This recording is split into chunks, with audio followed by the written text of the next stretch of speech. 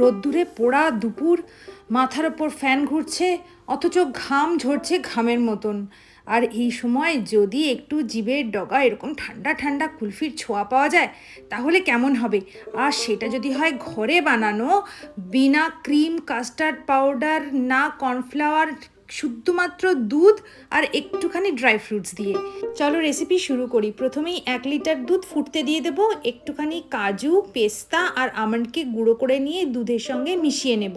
এবারে এই যে পেস্টটা তৈরি হলো, এটাই এই ফুটন্ত দুধের মধ্যে দিয়ে ভালো করে নাড়াচাড়া করে নেব। অন্যদিকে একটুখানি কেসার বা জাফরান গরম দুধে গুলে রাখবো।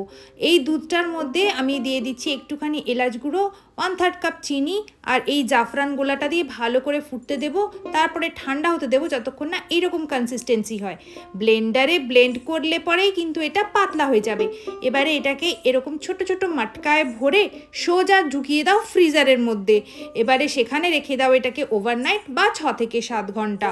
তারপরে বেরিয়ে আসবে একটা ম্যাজিক।